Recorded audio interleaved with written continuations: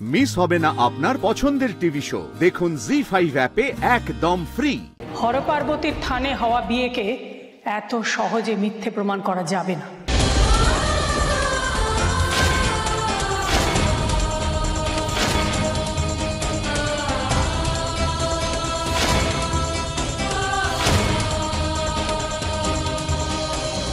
কি মা তুমি আশা করিসনি বুঝি? আমাকে তো আসতেই হতো মেজ খোকা। এসে যা দেখলাম তাতে বুঝলাম যে একেবারে ঠিক সময় এসে পড়েছি।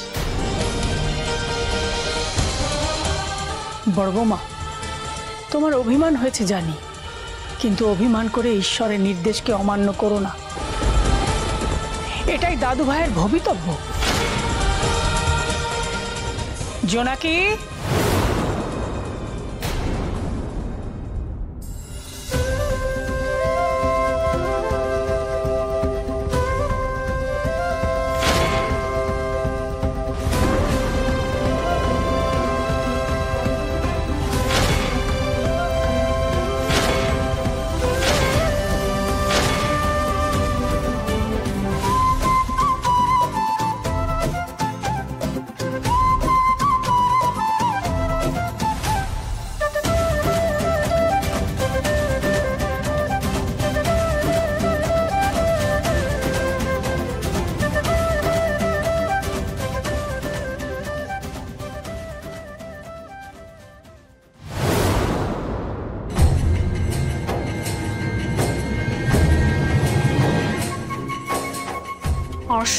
संजना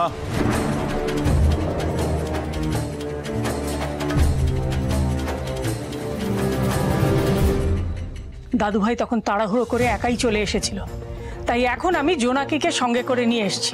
দাদু ভাই কোথায়? কেন এনেছো ওকে? আর সঙ্গে ব্যাগ কেন? ও কি এখানে থাকবে নাকি? আকাশ থেকে পড়ছিস নাকি? এটাই তো নিয়ম মেজ খোকা। স্বামী যেখানে থাকবে স্ত্রীও সেখানেই থাকবে।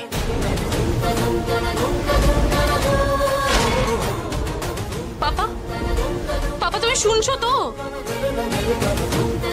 মা বসুন না। সবকিছুর একটা সীমা আছে। বরদানি, আপনারা দিদিভাইয়ের সঙ্গে একবারও পরামর্শ করলেন না? আপনারা নিজের মর্জি মতো বাড়ির কাজের মেয়ের সঙ্গে দুপুর বিয়ে দিয়ে দিলেন। একবারও ভাবলেন না আমাদের ছেলে স্ট্যান্ডার্ডটা কি? এখন তুমি ওকে হাতে করে সঙ্গে নিয়ে এসছো ওই দাদার সংসারে পাকাপাকি ভাবে রাখার জন্য। এটা ওর স্বামীর সংসার। যে বিয়েটাই আমরা মানছি না, সেই বিয়ের বরই বাকি আর বউই বাকি। এত কথা তো কিছু নেই মা। ওই মেয়েটা এখানে থাকবে না। ওকে নিয়ে তুমি ফিরে যাও। এইটা তুমি একদম ঠিক কথা বলেছো বাবা। বড় বৌমা, তোমারও কি একই মত? বারবার কেন এক প্রশ্ন করছো? আর উত্তর তো একই থাকবে।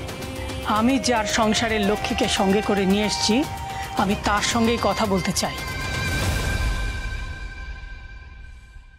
বড় বৌমা, আমি ভেবেই এসেছি যে আমার নাত বউকে আমার দাদু ভাইয়ের কাছ থেকে দূরে থাকতে দেব না। জি5 ডাউনলোড করুন আর সব এপিসোড দেখুন একদম ফ্রি।